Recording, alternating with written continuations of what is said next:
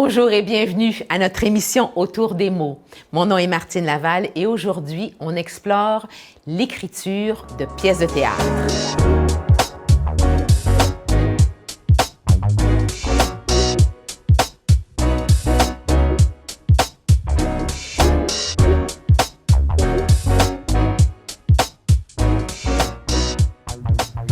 Alors, à ma droite, la co-directrice artistique du Petit Théâtre du Nord. Elle est comédienne également, Mélanie Saint-Laurent. Bonjour. Bonjour. Et à ma gauche, Marie-Lou Leblanc, autrice et comédienne également. Alors, aujourd'hui, on parle de théâtre, d'écriture de théâtre.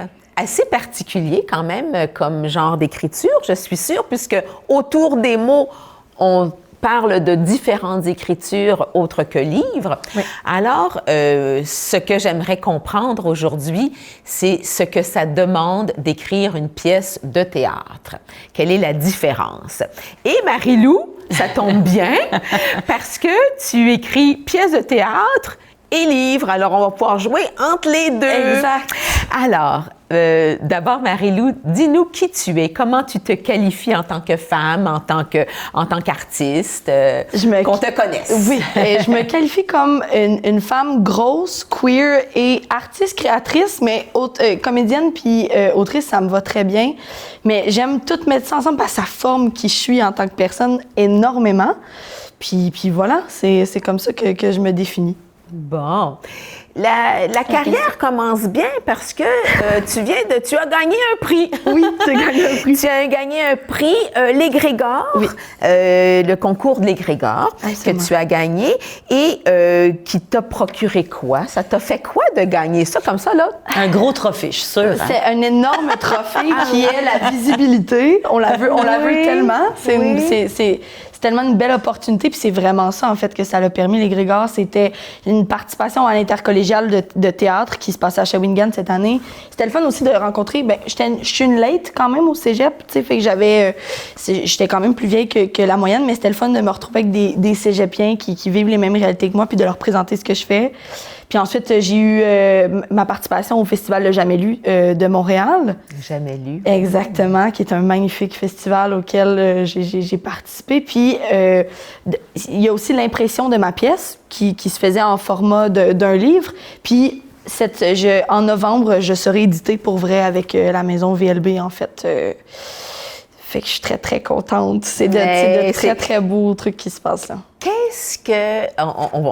On va tomber un peu plus dans le détail de ça. Ouais. Mais de façon générale, qu'est-ce que tu écris? Qu'est-ce que tu partages? Qu'est-ce que, dans ta tête, là, qu'est-ce que tu exprimes dans ton écriture? Je pense que mon besoin d'écrire au début était de parler d'enjeux que je n'étais pas capable de trouver nulle part ou que je n'étais pas... En fait, c'est ça. Mon besoin d'écrire est sorti de là. En fait, moi, en tant que comédienne, il y avait des trucs que je voulais dire puis je n'étais pas capable de trouver dans certaines pièces. Puis surtout au niveau de ma communauté queer et en région. Fait que ça, c'était un autre aspect de ma personne qui se présente. Je suis une petite fille de région. Je viens de la chute, Brunswick-Chatham, ces coins-là. Fait que j'avais besoin de ça. J'avais besoin d'être représentée en tant que femme de région queer, c'était mon but et je l'ai fait. Ça vient tout de là. Là, tu vas nous expliquer ça. C'est quoi être une femme de région queer? Donne-nous des explications pour qu'on comprenne bien. Je viens de la région, ce qui veut dire, en fait, moi, la région, pour moi, c'est à terme large. Moi, c'est tant que tu as grandi dans un endroit où il n'y a pas d'autobus pour te rendre dans les grands centres. C'est une bonne définition. On se sent isolé, peut-être. Oui. En fait, je pense que la région, c'est ça, en fait. C'est le milieu agricole, ça peut être le milieu forestier. Moi, j'étais dans un milieu agricole, mais malheureusement, il n'y a pas d'autobus qui se rendent. Maintenant, il y en a davantage, mais c'était pas... Fait que moi, la région, c'est comme ça que je la définis. Puis après ça, je suis une personne queer. Je m'identifie comme queer dans le sens où je suis dans la communauté LGBTQIA+. Puis voilà, je suis dans cette... Mais queer, c'est être différente, avoir des idées différentes, particulières, anticonformistes. Mais vous connaissez quand même. En fait, c'est bon, j'aime ça. C'est bon, ça? Mais oui, c'est bon. Voilà, mais c'est ça qu'il faut expliquer parce que, justement, la communauté LBGTQ, etc., des fois, on connaît pas nécessairement tous les termes. Puis queer, c'est quoi queer? C'est ça qu'il faut comprendre. Absolument. Le terme queer a été réapproprié, en fait, par la communauté parce que c'était une insulte de base qui voulait, on m'excusera le terme, mais qui voulait dire des gens fuckés ou des gens bizarres ou très marginalisés, mais dans le mauvais sens. Puis la communauté a repris ce mot-là pour l'attribuer, pour en faire maintenant une identité, en fait. Puis vive la différence. Exactement. Alors, mettons, absolument, c'est ça qui est important de dire. Alors, parce que ça doit évidemment se refléter dans l'écriture. Exactement. Alors, si on revient à l'écriture, qu'est-ce que ça provoque d'être justement différente? Quelles sont ces choses qu'on a dit? On parle pas beaucoup encore, Mélanie, mais ça va non, venir, mais moi, j'apprends plein d'affaires. On est tous en apprentissage ici. C'est super. Alors, donc, ça emmène quoi? Qu'est-ce que tu avais envie, Marie-Lou, d'exprimer? Justement, tu étais en retrait parce que tu étais en région. Tu n'avais pas accès à ce que tu voulais vraiment, à ce à quoi tu voulais vraiment avoir accès. Donc, tu as dû te créer un monde à toi. Je pense que oui, mais il y a aussi de nous faire exister tout simplement sur une scène et de pas le mettre de l'avant comme étant notre seul trait, en fait, intéressant. Tu sais, dans mes pièces, j'aborde ces thèmes-là de manière tout à fait normale, comme on aborderait une relation entre une femme et un homme cisgenre. Tu sais, j'aborde simplement une relation sans mettre de l'avant un gros coming out comme on pourrait le voir parfois dans les médias populaires. Moi, j'ai juste envie qu'on existe simplement, puis en fait, qu'on soit là. C'était vraiment tout simple. En ne faisant pas de gros coming out, le but, c'était pas faire un gros flafla avec ça. C'est juste de nous faire exister puis de dire des trucs que j'avais envie de dire, en fait. Voilà. Alors, qu'est-ce que tu avais envie de dire? J'avais envie de parler... Qui a fait que le concours de l'égrégore a dit « Oh, Marie-Lou Leblanc, attention! » Alors, qu'est-ce que tu as exprimé qui a valu une reconnaissance, de te faire remarquer? Je pense que je suis une grande amoureuse de tout et de rien. Je tombe amoureuse de plein de choses, de sujets, de passions. Je suis une grande amoureuse. Fait que je pense que je parle énormément d'amour dans mes textes, mais pas d'amour bisous, câlins. C'est plus dans... Je suis amoureuse de thèmes, je suis amoureuse de ma région, je suis amoureuse de mes lacs, de mes montagnes. Et j'avais envie d'exprimer ça, puis d'exprimer aussi ma nostalgie qui est tellement grande. J'ai une grande nostalgie. À l'intérieur de moi, elle est cachée. Une nostalgie qui vient de l'enfance? Non, j'ai l'impression qu'elle est juste là. En fait, il y a des gens qui sont nostalgiques, puis moi, je m'ennuie des gens. Tu sais, je m'ennuie. Ça vient me chercher ça un petit peu. Oui, la nostalgie, hein? Ben oui. C'est vrai. Oui. On s'ennuie des gens. Tu sais, je m'ennuie de Seb, qui est bon. Tu sais, je m'ennuie. Je suis une grande ennuyeuse. Oui. Fait que je le partage énormément, puis je m'ennuie de la région que moi, j'ai connue quand j'étais plus jeune. Ça change, les condos, les logements. Il y a une crise du logement énorme. Donc, mes rues changent. Pour le mieux ou pour le pire. Les lacs changent énormément, nos montagnes vieillissent, changent. Fait que ça, c'est des trucs que je voulais aborder. Et je l'ai toutes faites dans un amalgame, en fait, en mélangeant mes enjeux de personnes queer et en mélangeant mes enjeux de région aussi dans une pièce de théâtre, en fait. Mais ça a commencé par le livre? Puis je veux dire juste une affaire, parce que des fois, on a de la misère. Tu sais, des fois, c'est dur. De se définir, ça peut être difficile, mais pour avoir un regard sur l'écriture aussi de Marie-Lou, parce qu'elle travaille avec le Petit Théâtre du Nord en ce moment sur les veillées festives. Puis moi, j'ai lu le texte qui a fait qu'elle a gagné le concours, mais je la connaissais quand même comme interprète auparavant. Puis, si tu dis que tu es une amoureuse, tu es aussi une amoureuse des mots et du sens des mots. Puis ça, je trouve que c'est une qualité qu'on retrouve dans l'écriture de Marie-Lou. On peut comme varier sur la définition d'un mot puis sa compréhension. Puis ces personnages sont des fois en train de renoter à l'autre personnage. Non, c'est pas comme ça que ça se dit. Ou quel sens elle remet en question, des fois, le sens des mots pour mieux nous le faire comprendre. Ça, je trouve que c'est... elle est amoureuse des mots et du sens des mots aussi. Tu veux y apporter ton sens à toi aussi, j'imagine. En même temps, en laissant place à... En fait, elle a la beauté du théâtre. La différence entre, je pense, une écriture théâtrale et une écriture pour un livre ou de la poésie, je pense que la différence est là. C'est que c'est éphémère, le théâtre. Dans le sens où on l'écrit, on sait que ça va être à l'oral. Ça, c'est très important de toujours garder ça en tête. On sait que ça va être à l'oral et on ne peut pas gérer tant que ça le retour qu'on va avoir du public. Parce qu'on présente un dialogue et eux n'ont pas le schéma qu'on a derrière. Souvent, un écrivain, quand il écrit un roman, là, il va mettre un dialogue et il va faire « Marcel se sentait ainsi », tu sais, nanana. On l'a malheureusement pas au théâtre. Malheureusement ou heureusement, parce que ça te permet, toi, en tant que public, de faire « OK, mais moi, c'est ça que j'ai pressenti. Moi, c'est comme ça que je l'ai senti. » Alors, toi, tu l'as senti de même. Elle est là, la beauté du théâtre, c'est que c'est pas nous qui créons la magie. C'est les gens dans la salle qui la créent. Au Petit Théâtre du Nord, c'est du théâtre d'auteur, Oui. mais c'est parfois du théâtre sur commande. Oui, en fait, tout le temps. C'est tout le C'est temps sur commande? c'est toujours une œuvre qui a été commandée à un auteur puis qui écrit pour le Petit Théâtre du Nord. OK. Des fois, il peut avoir une idée qui a déjà existé, mais qui n'a pas été très, très développée. OK. Mais nous, on fait de la commande d'œuvre. Donc, qu'est-ce que vous commandez? Oui, c'est ça. Bien, en fait, on a un malin Et plaisir. comment expliquez-vous à l'auteur, à l'autrice, ce qu'il va falloir faire comme travail? On l'explique de moins en moins puisqu'ils nous connaissent de plus en plus. C'est génial.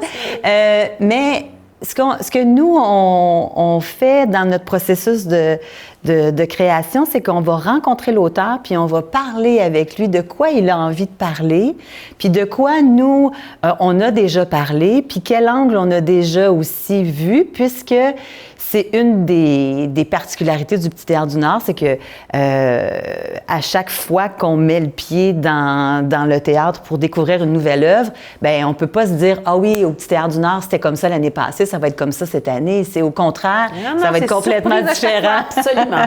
Oui. Et ça c'est notre vision de direction artistique. Donc on est trois, Sébastien Gauthier, Luc Bourgeois et moi-même.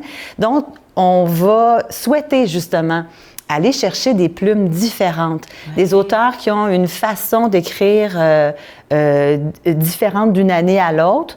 On dit qu'on se spécialise dans la comédie, puisque c'est le prisme qu'on a voulu mettre de l'avant pour traiter de plein de sujets, mais à travers le prisme de la comédie. Et donc, on va aller chercher des auteurs qui vont avoir une façon singulière de décrire leur monde. C'est ce qui nous attire. Ils font de la comédie, mais moi, je broye à chaque fois. Là. Ben Mais, oui, j'allais dire, pourtant, moi, j'ai n'empêche pas vu pas que de la l'autre. comédie chez vous. J'ai vu des choses, qui venaient nous chercher profondément. Oui. Mais ayons bon, le tour. oui. Donc, faisons le lien avec Marie-Lou. Qu'est-ce que Marie-Lou propose au Petit Théâtre du Nord ou qu'allez-vous utiliser de Marie-Lou au Petit Théâtre du Nord ou quelle est la commande ou je ne sais pas. Oui. J'ai tellement de questions à vous poser. Oui.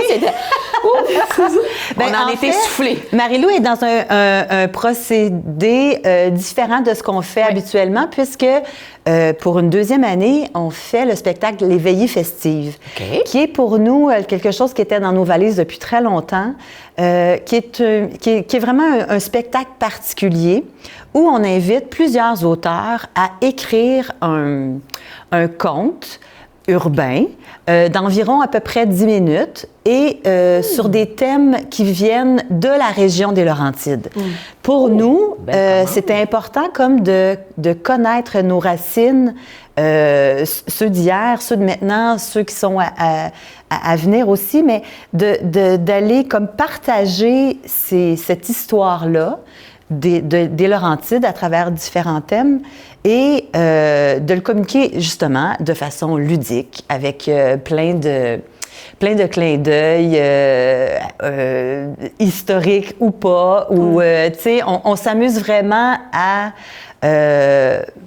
c'est ni plus ni moins un party comme d'avant Noël pour fêter. Une fêtée du jour de l'an où on se compte des contes, on se raconte une virée. C'est ça, une virée un peu... mais d'histoire, dans le fond, de contes, mais OK. Et qui va nous faire rêver. Puis pour moi, les veillées festives, ça fait appel beaucoup à l'enfance quand on se faisait raconter des histoires par nos parents. Ou, parce que c'est ça aussi la magie du théâtre, des fois, c'est que les mots qui sont là, sans qu'il y ait des décors, sans qu'il y ait, tu sais, dans ce spectacle-là, des fois, on n'a pas le décor complet, puisqu'on est dans plusieurs histoires. On a la comédienne qui a un accessoire qui nous fait dire, OK, elle est en 1940. Et donc, les mots au théâtre peuvent nous provoquer des images dans la tête sans qu'on ait besoin que ça soit planté. On va faire une petite parenthèse ici parce que moi, il y a un style de théâtre que j'aime beaucoup avec Martin Lavigne, la comédie humaine, où ce sont des extraits de pièces de théâtre qu'il met. Il n'y a pas vraiment de mise en scène. Il y a toujours 4 comédiens. Ils sont souvent 2 sur la scène. Pas de décor, pas de maquillage, pas de costume, texte en main bien souvent, et c'est une question de rendre, c'est vraiment le texte. La lecture publique. La lecture publique, oui. mais pas sur un lutrin avec le micro. Il y a un jeu qui se passe, mais sans artifice. Ouais. Et c'est tellement profond que ça me fait... c'est ça pour moi le théâtre. Oui. Ça vient nous chercher aussi fort qu'une magnifique pièce qui se déploie devant nous. Et c'est la beauté du théâtre parce qu'on vibre presque avec le cœur des comédiens. C'est ce que j'aime du Petit Théâtre du Nord. On est avec vous presque sur la scène, simplement à cause de la disposition de la salle que vous avez choisie proche de vos gens. Oui, tout à fait. Puis ça, quand on est soit dans un procédé comme la lecture publique ou tout près de la lecture publique, puisque là, il y a peut-être un peu de la mise en scène, mais ça vient aussi de l'interprète. Le comédien ou la comédienne, on est un diffuseur d'émotions. Ben, oui. Donc, puis quand on a la possibilité de le faire dans une disposition comme on est au Petit Théâtre du Nord et d'entendre très bien les spectateurs et que les spectateurs nous sentent vraiment près de eux, encore plus dans les veillées festives, parce que là, on déconstruit le quatrième mur où on est en formule cabaret, puis des fois, on est tout près des gens. C'est là que la communication qui ne s'explique pas, là. C'est une affaire d'énergie, c'est une affaire... Moi, oui, c'est une chimie, là. C'est ça. On reprend notre souffle. On reprend notre souffle. On reprend notre souffle.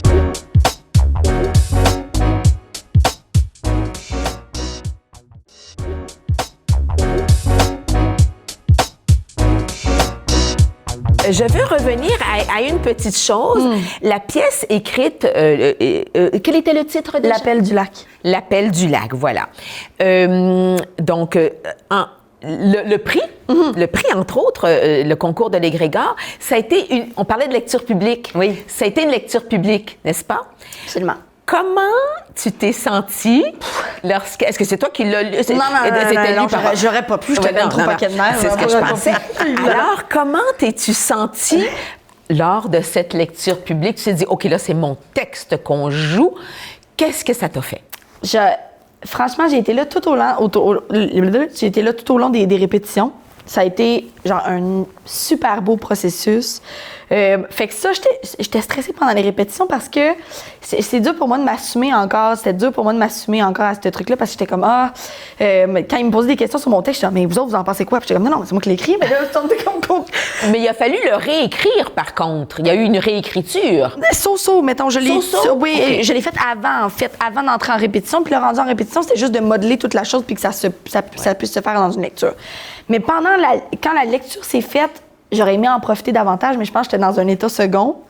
Je pense que j'ai aimé ça, mais là, j'étais vraiment plus focusée sur ce que les gens en pensaient, mais je pense que c'est ça, il est là l'exercice aussi. Je pense que, moi, ma pièce, l'entendre, je l'avais entendue dans les répétitions au complet.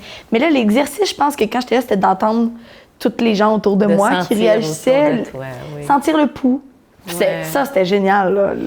Si on revient juste à la réécriture, quand on t'a dit oui, bon, ben c'est parfait, vous avez gagné le concours et tout ça, on va vous offrir une lecture, mais quand tu as dû le réécrire, est-ce que ça t'a frustré? Non. C'était des bons... c'était juste. Moi, il n'y a pas grand-chose qui me frustre, là, ben, honnêtement. Là, j'étais assez facile à vivre. Puis, en fait, l'égrégore, c'est ça. Tu t'envoies quelque chose qui n'est pas nécessairement peaufiné. Puis c'était le cas avec mon texte. Là, je savais d'avance. Fait que, voilà. On revient à l'écriture. Qu'est-ce qu'on demande? Tu sais, quand on fait donc la commande, hein, on en parlait tout à l'heure, et qu'on s'assoit donc, à l'auteur, l'autrice, qu'est-ce que vous avez envie de dire, etc. Voici ce que nous aimerions bien peut-être entendre, un sujet quelconque. Et puis... Oui, en fait, je pense, nous, on a comme l'habitude de rebondir sur la suggestion ou les suggestions. Souvent, ils ont plein de petits trésors dans leur tiroir qu'ils n'ont pas exploités, mais que ils ont le goût de faire, mais les occasions se sont peut-être pas présentées. Et comme de plus en plus, après 25 ans, les auteurs connaissent un peu la signature artistique du Petit Théâtre du Nord, des fois, ils font « Ah oui, c'est ça que je pense qui peut bien comme coller. » Fait que des fois, c'est comme... c'est ça, c'est une combinaison de ces éléments-là. Donc, ils écrivent la pièce. Oui. Ils vous la présentent. Là, vous la lisez. Oui. Et vous regardez quoi? Vous cherchez quoi? Vous réajustez quoi?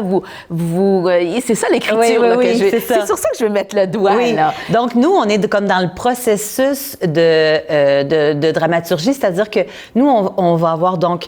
tout ça est étalé.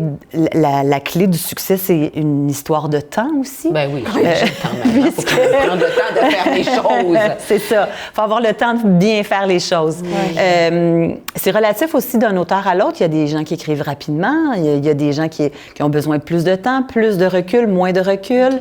Tout ça est comme... Plus de consultation avec vous, peut-être C'est aussi? ça. Des fois, d'autres préfèrent ne pas trop en avoir puis avoir une version déterminée. Ouais. Mais souvent, dans la plupart du temps, on va avoir donc une première version qui ne sera pas complète, où les choses vont être étalées, mais que la finitude n'est pas du tout rendue là.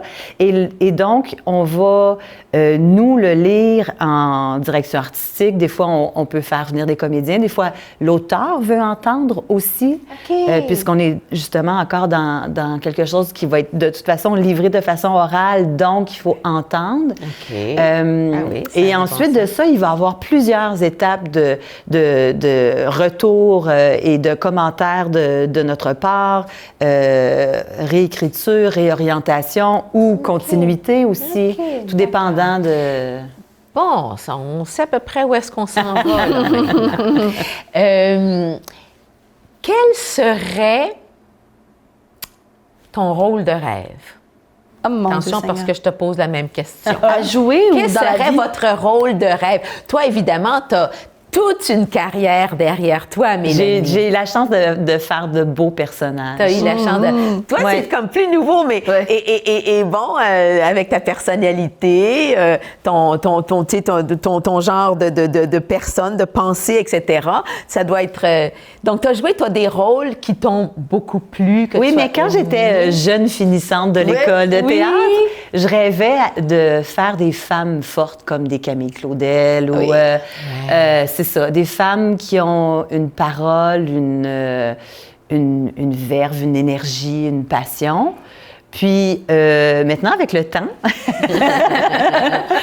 j'envisage en fait tous les personnages que je fais avec autant de passion dans le fond, parce que j'aime autant défendre une petite timide qui ne parle pas beaucoup, comme une femme qui a une grande énergie. Donc, c'est plus une question d'étiquette, c'est une question de découvrir, de toute façon, d'aller dans la dentelle, en fait. C'est plus ça qui m'intéresse. La dentelle, peu importe le personnage. Il y en a que tu préfères à d'autres sur le plan d'énergie, comme par exemple, moi, comme je ne suis pas comédienne, je me suis toujours dit, moi, un jour, là, j'aimerais te piquer une colère sur la scène parce que ça ne fait pas partie de ma personnalité. Ce serait vraiment un jeu incroyable. Alors, est-ce qu'on va des fois dans des extrêmes où on se dit de jouer sur tout ce que je ne suis pas? Ou de toute façon, c'est ce qu'on fait tout le temps au théâtre? De toute façon, c'est ce qu'on fait un peu tout le temps parce qu'à travers les petits détails, de toute façon, on trouve des choses qui sont différentes de nous puis qu'on va aller puiser dans des... Oui, on se renouvelle, peu importe, j'ai l'impression. C'est la même chose pour toi? Tu sens la même chose, toi, Marie-Lou? Toi, ce serait quoi? Moi, très, très loin de ce que j'écris, là, moi, je veux jouer genre des trucs... attention, un peu genre intergalactique, là, genre des trucs avec des lasers. Genre, moi, ça, j'adore ça. Genre Luc Fleury, des textes un peu genre qui se passent dans le futur. C'est complètement loin de ce que j'écris, là. Je veux pas faire peur à personne si jamais il y a Es-tu en écriture présentement, à part Là, je suis en écriture d'un conte? Fait que le conte... Pour les soirées festives? Je suis très chanceuse d'avoir ça comme premier contrat professionnel. Franchement, je suis entourée, puis c'est des gens que j'aime et que je me sens aimée aussi. Fait que c'est plein de bienveillance, c'est le fun. Puis, en fait, je m'en vais aussi au Jamais lu de Paris cet automne, dans lequel j'écris un numéro de fermeture. Fait que je suis là-dedans un peu aussi. Fait que c'est des beaux projets, mais l'écriture, pour moi, ça me remplit énormément, plus que de jouer. Fait que je suis vraiment... Ça me fait du bien d'avoir les deux. OK. Mais tu vas vraiment continuer pour le théâtre? Est-ce que... Oui. Oui? Oui. D'accord. Non, mais pour l'instant, le cinéma ou les séries, ça me... Ben, premièrement, c'est trop gros pour moi pour l'instant, puis j'écris très, très mal sous pression. Fait que je me tiens un peu loin de ça, mais qui dit qu'un jour, je ne deviendrai pas une addict à la pression, puis je vais sauter là-dedans. Ou peut-être que ça se passe autrement, puis je le sais pas. Hey Marie-Lou, on te souhaite toutes les chances possibles et imaginables. Puisse ta carrière se déployer. Et puisses-tu jouer, écrire et avoir du plaisir. Oui. Mélanie projette donc les soirées festives. Oui. Donc, les soirées festives de l'an 2, qui va traiter un peu plus comme les chemins, le développement urbain des chemins des Laurentides. Alors, on en a beaucoup, la 15, la 13, la 50, N'oubliez pas tout la 333 qui mène à Saint-Hippolyte. Aussi. Il y a toute une histoire. Toute une histoire, la 333. Il y a eu l'écroulement de certains ponts aussi. Il y a eu l'époque où il n'y avait pas de route. Il y a tout ça qu'on veut englober de façon... aussi qui renaît. Il y a des tas de choses, c'est vrai, qui se sont étiolées avec le temps et puis qui reviennent. Puis quand je parle de la 333, parce que les parallèles, la 15, la 117, la 333, Saint-Hippolyte, c'est un monde à part. Oui. C'est là où je vis. C'est un autre pays. Mais qui commence à être pas mal fréquenté. Mais il y a une histoire en arrière de ça qui est vraiment extraordinaire. Oui. Mesdames, merci beaucoup. Ça fait plaisir. Vous avez éclairer ma chandelle sur le théâtre et j'espère vous voir, vous entendre et continuer de côtoyer ce merveilleux monde du théâtre. Merci Marie-Lou Leblanc. Merci. Bonne chance, bonne route. Merci. Merci Mélanie Saint-Laurent. Merci. À bientôt. Merci.